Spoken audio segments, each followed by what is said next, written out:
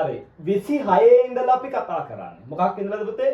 මේ 26 සිට 30 දක්වා ප්‍රශ්න ටික කතා කරන්නේ ඒ ප්‍රශ්නවල A සහ B පමණක් නිවැරදි නම් වරහන් අස්සේ එක දාන්න.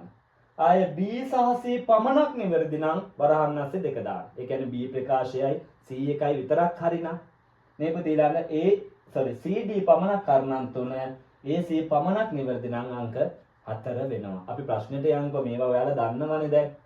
නේ පුතේ මේ බලා ගන්න පළවෙනි එක ආර්ය ජනාවාස ගැන අහන්නේ. පළවෙනි එක මොකක් ගැනද අහන්නේ? ආර්ය ජනාවාස. මේ බලා ගන්නකෝ.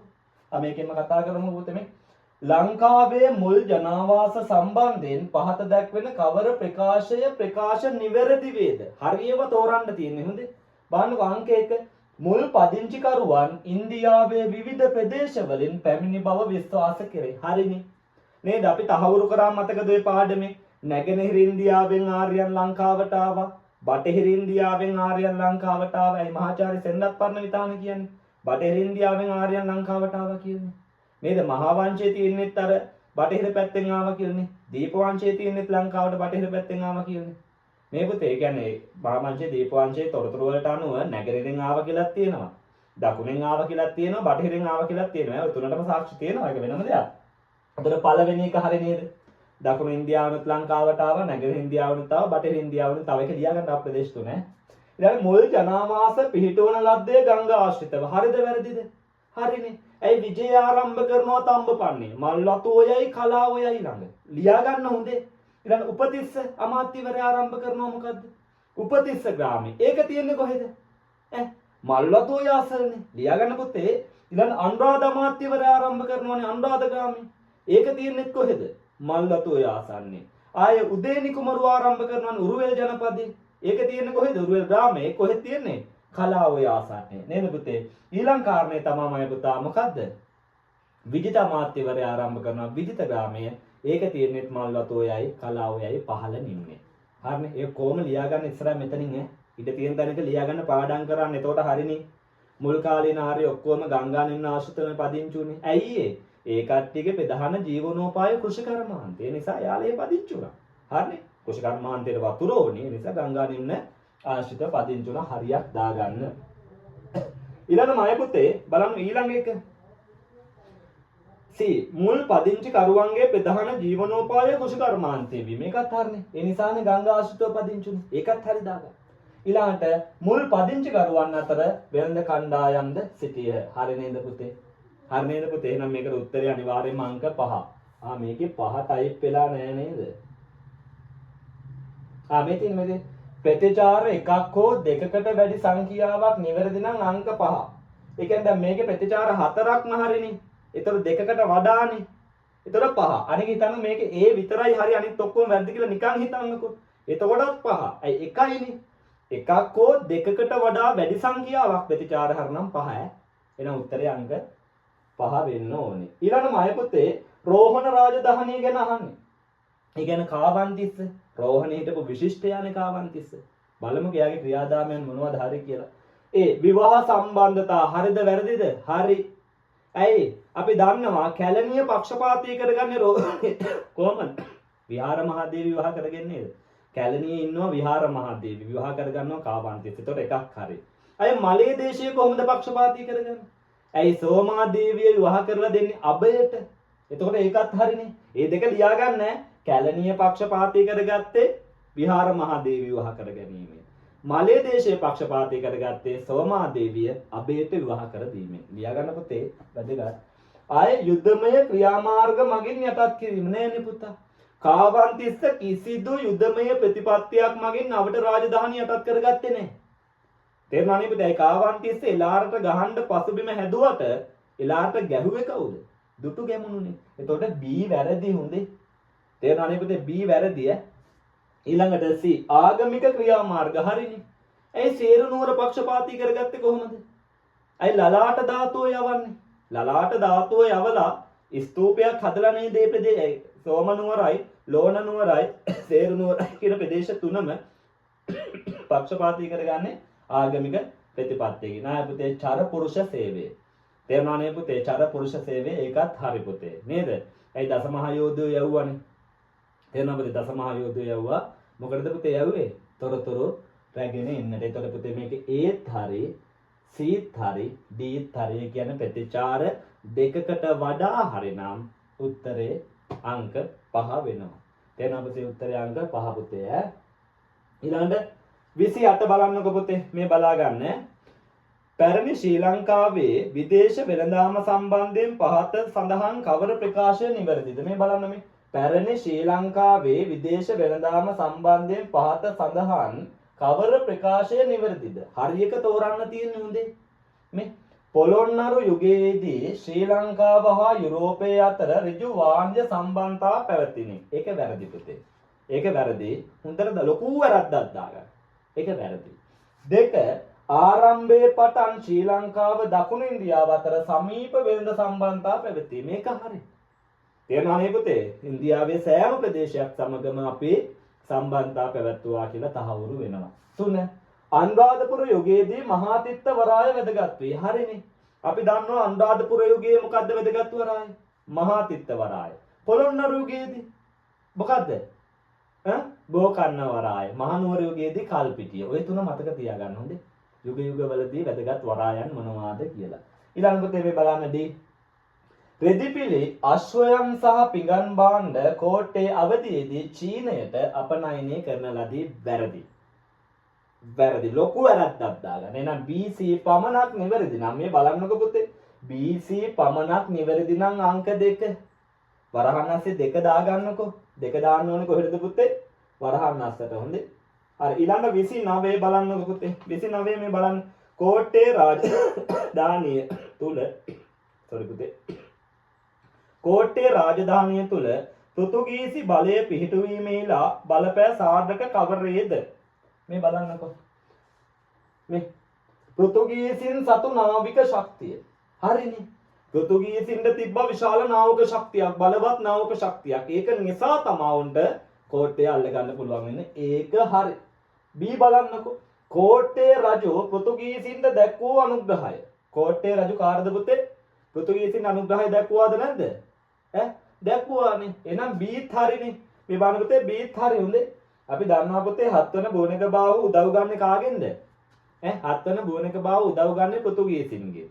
ඒ වෙනුවට 7 වෙනි බෝනික බාහුව පෘතුගීසින්ට ගෙවලා තියෙනවා වාර්ෂිකව කුරුඳු බහාර 400ක්.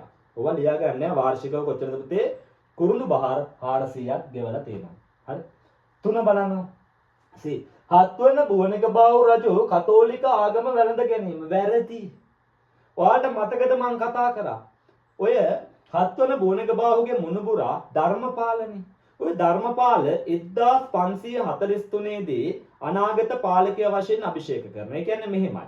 ඔය ධර්මපාල කුමාරයාගේ ශරීර ප්‍රමාණයට රත්තරණින් ප්‍රතිමාවක් කරලා ඒ ප්‍රතිමාව යවනවා පුතේ පෘතුගාලෙට. පෘතුගාලෙට යවලා අනාගත පාලකයා වශයෙන් අභිෂේක ගන්වලා තියෙනවාමයි පුතේ. තේරුණාද? අන්න ඔය වෙලාවේ දැන් ධර්මපාල අභිෂේක ගන්නවා ඊළඟ පාලකයා කියලා. ඒතර පෘතුගීසින් ඕකේ ප්‍රයෝජන ගන්න හදනවා.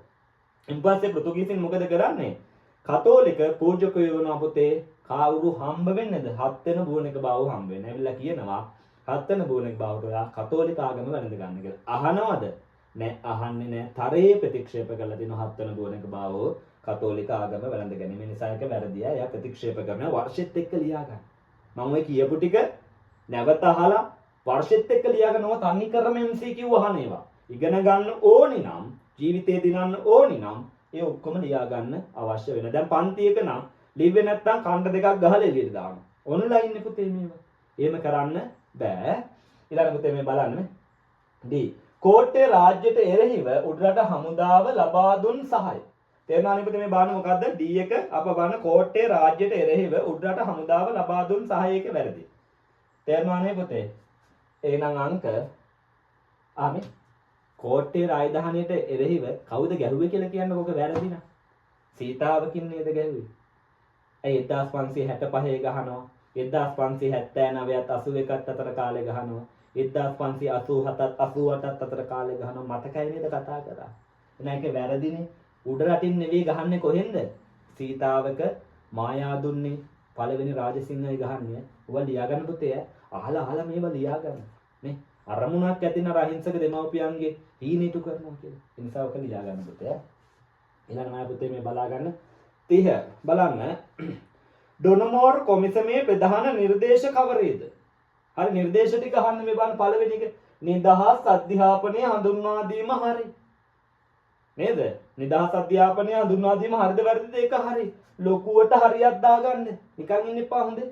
ආයේ විධායක කාර්ක සභා ක්‍රමය හඳුන්වා දීම. තේරෙනවද පුතේ මොකක්ද අරුනේ? විධායක කාර්ක සභා ක්‍රමය හඳුන්වා දීම. මේකත් හරිනේ. විධායක කාර්ක සභා 7යි නේද? ඒ විධායක කාර්ක සභා 7 සභාපතිවරු 7 දෙනාම සිංහල මිනිස්සු. අන්න ඕකත් අහලා තියෙන කවුරුද්දක. විධායක කාර්ක සභා 7 කවුද පුතේ? සභාපතිවරු කවුද? 7 දෙනාම ලාංකිකයි. හොඳේ. ඊළඟ වාර්ගික නියෝජන ක්‍රමේ තවදුරටත් පවත්වාගෙන යාම. මේක වැරදි. අපි දන්නවා ಜಾති මූල නියෝජනය අහෝසි වෙන්නේ ඩොනමෝර් ප්‍රතිසංස්කරණය. ලියා ගන්න. ප්‍රථම වතාවට ಜಾති මූල නියෝජනය අහෝසි වෙනවා ඩොනමෝර් එකේ නිසා එක වැරදි. ඊළඟ පුතේ රාජ්‍ය සේවා කොමිෂන් සභාව පිහිටුවීම එකත් වැරදි. එතකොට පුතේ A සහ B විතරයි නේද හරි? ඔව් A B විතරක් කරනම් එක. ඉතින් අය බලන් දෙයක් නැහැ මේ බලන්න. මේ A සහ B පමණක් නිවැරදි නම් අංක 1. තේරුණානේ පුතේ? මේවා හරියට පාඩම් කරගන්නට අවශ්‍ය වෙනවා. right. ඊළඟ ප්‍රශ්නෙට යමු පුතේ. ඔන්න අංක මේකෙම කතා කරන්නේ අංක 31 සිට 35 සෑම ප්‍රශ්නයකටම එක් මාතෘකාව යටතේ දීලා තියෙනවා. හරි. ඔන්න මාතෘකාවක් දීලා තියෙනවා. ඒ මාතෘකාවට නොගැලපෙන එකක් තියෙනවා මෙතන. නොගැලපෙන එකක්. එයා අයින් කරන්න ඕනේ. බලන්නකො පුතේ. ඔන්න බලන්න පළවෙනි එක. අන්න ඉසුරුමුණියේ කැටයම්. අම්මෝ ඕක නම් දන්නවනේ. නේද? ආදරය කරන මිනිස්සු. අපි ඉසුරුමුණි පෙම්මිය වල වගේම කියලා කියන්නේ. හරි. පස්සේ ඉන්නකො. දැන් පේපර් එක කතා කරමු ඈ. ඔන්න ඉසුරුමුණි කැටයම අතර ප්‍රධාන එකක් වන්නේ මිනිසා හා අශ්ව හිස සහිත කැටයමයි. මේ බලන්න මේ ඉසුරුමුණි කැටයම් අතර ප්‍රධාන එකක් වන්නේ මිනිසා හා අශ්ව හිස සහිත කැටයමයි. හරි නේද? ඔයක හරි. දෙක බලන්නකෝ. පෙම්මිය වල දක්වන කැටයම සාලිය අශෝකමාලා විදහා දක්වන බවට මතයක් ඇත. හරි. සෙන්නත් පරණ විතාන කියනවනේ. ඉසුරුමුණියේ තියෙන ඔය පෙම්මිය වල කැටයමේ ඉන්නේ සාලියයි අශෝකමාලයි. සෙන්නත් පරණ විතාන කියලා වරහන් අස්සේ දාන්න. ඊළඟ මාය පුතේ මේ දිය කෙලිනා ඇතුන්ගේ කැටයම මහා මල්ලපුරමේ කැටයම් හා සමානත්වතාවයක් දරයි. හරි. තුනක් හරි. හරි පුතේ ඊළඟට 4 බලන්න. පුරාවිද්‍යාත්මක සාධක අනුව මෙම කැටයම් අවසන් කරන ලද්දේ වලගම්බා රජුය. නෑ බං වැරදි. නේද? අංක 4 උත්තරේ කෙලින්ම දාගන්න අංක 4 කියලා වැරදි එක ඕන කෙනෙක්ට තේරෙනවා නේ පුතේ. ඊළඟ දෙවන පරාක්‍රම භාව. මොකද පුතේ? දෙවන 32 නේද? 32 තියෙනවා පුතේ. අපි බලන්න දෙවන පරාක්‍රම භාව. බලන්න තුන්වන විජේබාහුගේ මරණයෙන් පසු දෙවන පරාක්‍රම භාව රජ විය. හරි. තාත්තගෙන් පස්සේ පුතා රජ වෙනවා. අපි කතා කරලා තියෙනවානේ මේවා. දෙක මොහුගේ රාජ්‍ය කාලයේ මුල් වර්ෂවලදී පාණ්ඩ්‍ය ආක්‍රමණයක් සිදු විය. වැරදිනේ පුතේ. පාණ්ඩ්‍ය ආක්‍රමණයක් කොහෙත්ම සිදු වෙන්නේ නැහැ. දෙවන පරාක්‍රම භාවගේ කාලේ. නේද? ඇයි මතක නැද්ද? මොකක්ද දෙන ආක්‍රමණය? චන්ද්‍රබානුගේ ආක්‍රමණය. නේද? ඒක තමයි එන්නේ. නිකන් ලියා ගන්න. එතන අංක 2 උත්තරේ හොඳේ. අංක 2 දාගන්න පුතේ. හේතු ලියා ගන්න. එතන අනිත් ඒවා හරිනේ. ඊළඟ පුතේ ලන්දේසි ආගමික ප්‍රතිපත්තිය. මොකද්ද මයි පුතේ? ලන්දේසින්ගේ ආගමික ප්‍රතිපත්තිය ගැන මේ කතා කරන්නේ. බලන්නකො මේ. පාසල් හා පල්ලි මගින් ආගම් ප්‍රචාරය කිරීම. හරිද වැරදිද පුතේ? ඒක හරි. ඒක හරි. දෙක කතෝලික ආගම මර්ධනය කිරීම. හරිනේ. අපි දන්නවා පෘතුගීසින්ගේ ආගම මොකක්ද? රෝමානු කතෝලික ආගම. ලන්දේසින්ගේ ආගම රෙපරමාදුනේ. එන අනිවාර්යයෙන්ම රෙපරමාදුවාදීන් කතෝලික ආගම මර්ධනය කරා එක අපි කතා කරලා තියෙනවා. පුතේ නම් දෙකත් හරි ඈ. 3 සියලුම ලන්දේසි පූජකවරුන්ට වැටුප් ගෙවන ලද්දේ වෙළඳ සමාගම විසින්. ඒකත් හරි. ඊළඟට 4 සිවිල් පරිපාලන ඉහළ තනතුරු දෙන ලද්දේ ඔවුන්ගේ ආගම ඇදහුවන්නේ. හරිනේ පුතේ. ඒ කියන්නේ පෘතුගීසි නේද? යාළගේ ආගම නැල්ද ගත්ත අයට ඉහළ තනතුරු දුන්නා. ලන්දේසිනොත් යාළගේ ආගම නැල්ද ගත්ත අයට ලොකු තනතුරු දුන්නා. ඉංග්‍රීසිනුත් ඕකම තමා කරේ නිසා එකත් හරි දාගන්න. හරි. එහෙනම් උත්තරේ 5නේ. බලන්න චුට්ටක් කියවලා. ලන්දේසි පූජකවරයෙකු ගොන්සාල්වෙස් පියතුමා උඩරැටියන් රෙපරමාදු ආගමට හැරවිය වැරදි. පෘතුගීසි නේද? ඒ නිසා ඒක වැරදි දාගන්න. සම්පූර්ණයෙන්ම වැරදි දාගන්න පුතේ. ඒකයි කතා කරන්න දෙයක් ඊළඟ කෝපි වගාව. තේරෙනවනේ පුතේ මොකද්ද? කෝපි වගාව මේ බලා ගන්නකො. මේ පළමුවන කෝපි වත්ත සිංහපිටියේදී ජෝර්ජ් බර්ඩ් විසින් ආරම්භ කරන ලදී. ඒක හරි. නේද පුතේ? මේ කතා කරන්න පුතේ හරියටම 34 වෙනි ප්‍රශ්නය. 34 වෙනි ප්‍රශ්නේ කතා ගන්න. දෙක තමයි පුතේ එඩ්වර්ඩ් බාන්ස් ආණ්ඩුකාරවරයා විසින් ගන්නෝරුවේ රජයේ කෝපි වත්තක් පිහිටවන ලදී. රජයේ නෙවෙයි පුතේ යා ප්‍රථම පෞද්ගලික කෝපි වත්ත ආරම්භ කරන්නේ. ඒ නිසා වැරදි කියලා දාලා වරහන් අස්ස ලියන්න ප්‍රථම පෞද්ගලික කෝපි වත්ත කියලා ලියා ගන්නට අවශ්‍ය වෙනවා. එහෙනම් උත්තරය පුතේ අංක 2නේ. අනිත් ඒවා කතා කරන්න අවශ්‍යතාවයක් නෑ. ඊළඟ පුතේ ඉන්දියානු සංක්‍රමණික ශ්‍රමය. බලන්න ගමයි පුතේ මේ එක වතු කරුවන්නේ වතු කම් කරුවන්. මේ දෙයක් කමන්නේ හිතේට. වතු කරුවන් විසින් තම ශ්‍රම ප්‍රශ්නය විසඳන ලද්දේ දකුණු ඉන්දියානුවන් මේ සඳහා පදවා ගැනීමෙන්. පුතේ මේක හොඳට මතක තියාගන්න. උඩරට මිනිස්සු සුද්දගේ යටතේ වැඩ කරන්න කැමති වුන්නේ නැහැ. ඒ නිසා බ්‍රිතාන්‍යයන් දකුණු ඉන්දියේ ද්‍රවිඩ මිනිස්සු ලංකාවට ගේනවා. තේරෙනවනේ පුතේ කවුද ගේන්නේ? දකුණු ඉන්දියේ ද්‍රවිඩ මිනිස්සු ලංකාවට ගේනවා. ඔය දකුණු ඉන්දියේ ද්‍රවිඩ මිනිස්සුන්ට පුරවැසිකම දුන්නේ කවුද? සිරිමාවෝ හොඳේ ඔන්නෝක ලියා ගන්න. මෙන්න මේ දකුණු ඉන්දියේ ද්‍රවිඩ ජනතාවට පුරවැසිකම දුන්නේ සිරිමාවෝ බණ්ඩාරනායක මැතිණිය. ඒක ලියා ගන්න ඔක අහලා තියෙනවා. දෙක ඉන්දියානු ශ්‍රමිකයන් මාර්ග බද්ධෙන් නිදහස් කළේ හරි. පුතේ ඔකේ 3ත් හරි 4ත් හරි 5 වැරදි. මොකක්ද හරි පුතේ? 5 වැරදි. ඒ කියන්නේ උත්තරේ 5 ඈ. තේරෙනවද පුතේ මේ සියලු වැඩිහිටි ඉන්දියානු ශ්‍රමිකයන්ට ඩොනමෝර් ව්‍යවස්ථාව යටතේ සර්වජන ඡන්ද බලය දෙන ලදී. ඒක සම්පූර්ණයෙන්ම වැරදි වෙනවා. අපි 36 ඉඳලා 40 දක්වා ටක් ගාලා කතා කරමු පුතේ මේ පළවෙනි ප්‍රකාශය නිවැරදි දෙවෙනි ප්‍රකාශය වැරදි කියලා හිතන්නකෝ. එතකොට අංක 1 දාන්න ඕනේ. පළවෙනි එක හරි දෙවෙනි ප්‍රකාශය වැරදි නම්. අන්න එහෙම මේක කියවලා දාන්න පුතේ. අපි දන්නවා මේවා කතා කරලා තියෙනවානේ. හරි මේ බලාගන්න මේ 36 මේ බුද්ධාගම මෙරට ස්ථාපිත කිරීමට නම් මෙරට උපන්නෙකු මෙරටදී විනය ඉගෙනගෙන විනය දේශනා කළ යුතුයයි මිහිඳු හිමියෝ වදාළහ. හරි පුතේ ඔක හරි. ඉන්පස්සේනේ අරිට්ට හාමුදුරුවෝ නේද පුතේ සංගායනාවක් එහෙම කරා කියන්නේ විනය සංගායනාව. ඒක හරි කියලා දාගන්න පුතේ. දෙක සංගමිත්තා තෙරණිය විසින් අනුලාභීසව මහාන කොට මෙරට මෙහෙණි සස්න ආරම්භ කරේ. ඒ කියන්නේ ඒකත් හරි. ප්‍රථම භික්ෂුණිය අනුලා ප්‍රථම භික්ෂුව අරිට්ට. ඔය දෙකක් ලියා ගන්න. ප්‍රථම භික්ෂුව කවුද? අරිට්ට. භික්ෂුණිය කවුද? අනුලා. ඕවා ලියා ගන්න පුතේ. ඊළඟ බාන් දෙක ගම්පොළ රාජධානිය ආරම්භකයා 4 වන බෝනික බාහු රජුය. මේ ගම්පොළ රාජධානිය ආරම්භකයා 4 වන බෝනික බාහු. ඒක හරි. ලොකුවට හරියක් දාගන්න ලැජ්ජ වෙන්න එපා හොඳේ.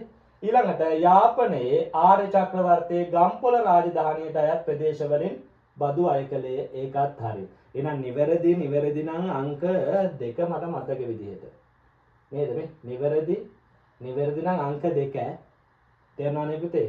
අංක 2 ඊළඟ පුතේ බලන්න 38 බලන්නකෝ. 1546 දී නෑ මේ බලන්න පුතේ මේ අප මෙම 1546 දී පෘතුගීසින්ගේ පළමු වන උඩරට ආක්‍රමණය මෙහෙයුවේ නොරොඤ්ඤෝය. ඔක වැරදි පුතේ. වැරදි කියලා දාගන්න ඔය පෘතුගීසින්ගේ උඩරට ආක්‍රමණ ගැන චූටි PDF එකක් හදලා තියෙනවා, නෝට් එකක් හදලා තියෙනවා, වීඩියෝ එකක්. ඒක දාන්නම් බලා ගන්න වෙලා යන නිසා. ඊළඟ පුතේ 1803 දී බ්‍රිතාන්‍යයන්ගේ පළමු වන උඩරට ආක්‍රමණය මෙහෙයවන ලද්දේ මැක්ඩොනල්ඩ් සෙනෙවියා විසින්. ඒක හරි පුතේ. ඒක හරියට දාගන්න.